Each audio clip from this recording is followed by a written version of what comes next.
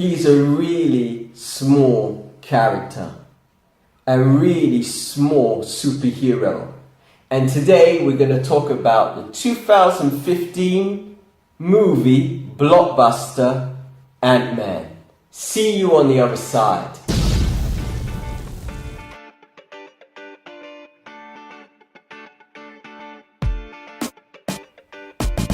Hello, welcome to Showtime.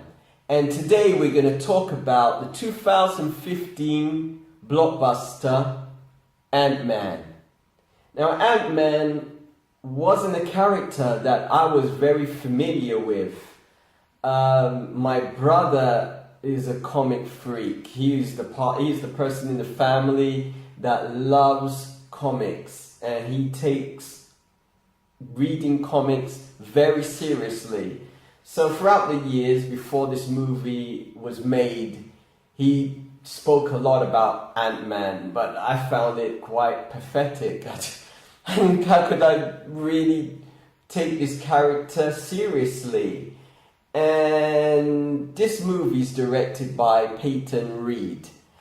And the team that worked on this movie, I suppose they had a difficult job to bring an unknown character that has a name like Ant-Man without it coming off too cheesy to the silver screen, and make it in a way that people would take it seriously and go to the cinema or to the theater and watch that movie and pay for it. So just looking at it from that point of view, you could understand why I was a bit skeptical to see this movie. But on the other hand, I know that Disney have purchased Marvel, and even there I was a little bit skeptical about that takeover, because Disney, I wasn't sure if Disney was going to respect these characters, and also when they bought Lucasfilms and, you know, the rights to the Star Wars franchise, and I think also to the Indiana Jones franchise. I was a little bit skeptical. I wasn't sure if it was going to be like one of those Disney's movies with Mickey Mouse running around all the time, and you know how Disney movies are. They're great for kids, but these franchises that like Star Wars and, you know, these Marvel characters, people have grown up with these characters and know them so well and love them very, very much. And we don't want to see them watered down to fit in a Disney type atmosphere or tone.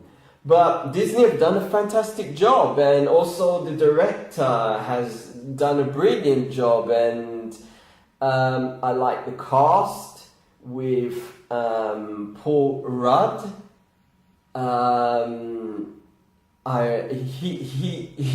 He played the part so well. I don't think anybody else could have played the part that he played as Scott Lang. Nobody else could have played Scott Lang apart from him.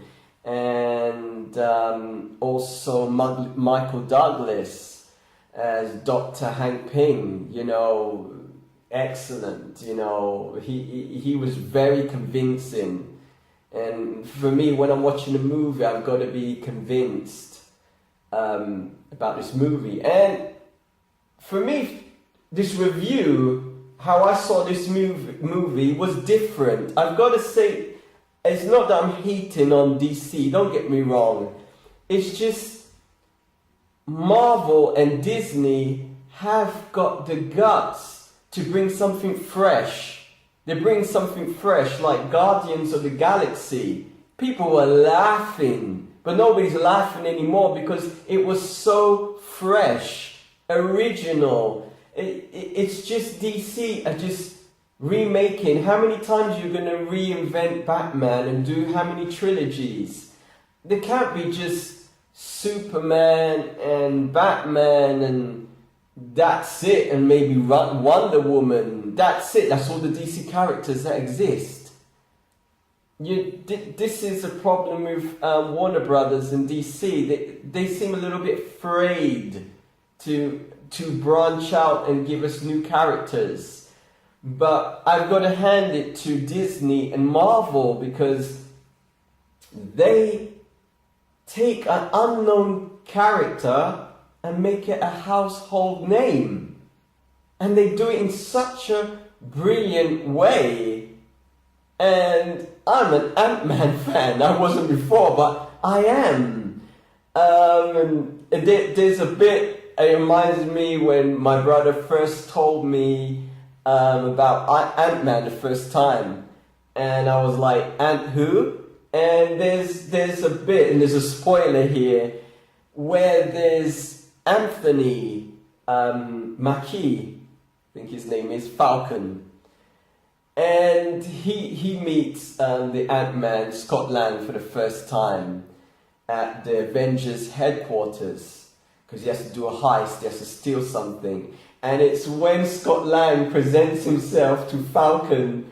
I'm sure when they were filming the movie they couldn't stop laughing, because when someone presents themselves as I'm Ant-Man, you just can't help but, laughing. You can't help but Ant-Man, it's not the typical name. You got Superman, you got, Batman, you got Captain America, Green Lantern, but Ant-Man is a bit, so I'm sure when I was watching the movie it was like Falcon's lips were twitching like he was preventing himself from bursting out laughing. I couldn't stop laughing when I saw this movie, this part of the movie. And I would love to see a sequel. Yeah, and the way that Ant-Man fits into the Marvel universe is seamless. Seamless.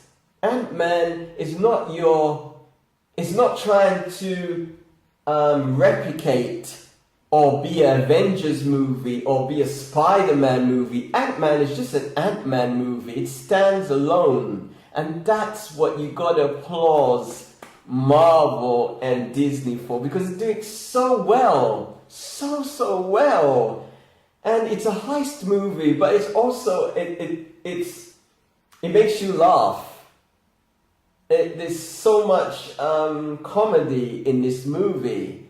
It's not like when you watch the Avengers, there's these like certain sections of the movie where you know that they're just been added just to have some comic relief in the movie. No, Ant-Man is just funny, but it's not funny just to, make the audience laugh. It's just funny because what the guy has to do, Scott Lang's character, to be Ant-Man and the situation that he's in. And I like that they used Scott Lang is not your typical hero.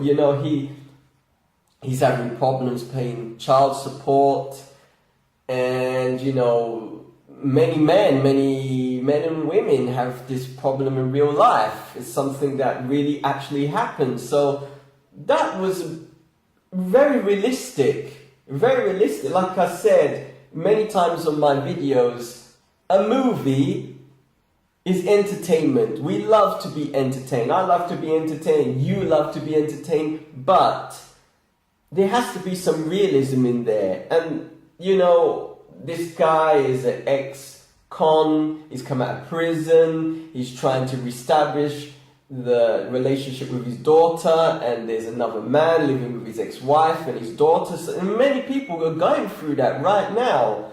So that was executed so well, and there's a big difference when you write a script and it is filmed and directed and acted. So now sometimes you can have a good script, but the transfer from the script, screenplay, to the way it's acted and the tone of the movie sometimes doesn't work. But the formula in this movie just worked. And I'm not one of those people, I love sci-fi, I love superhero movies, but if I don't like it, I don't like it. I'm not just going to say this movie is a good movie just because I like sci-fi movies and superhero movies, and I like dramas and true life stories as well, and I will get around to do some more reviews on those types of movies. Don't misunderstand that I'm only doing movies only on superhero movies and sci-fi movies. There's other movies to come. There's other reviews to come, sorry.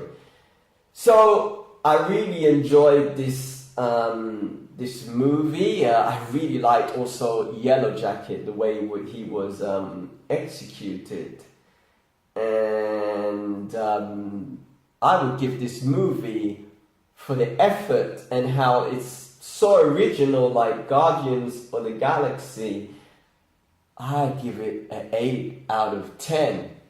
A sweet 8 out of 10. Because you really got to look at what's happening. Most studios are just, if they have a successful movie, the first movie, then they're trying to copy it and make the second movie just like the first movie.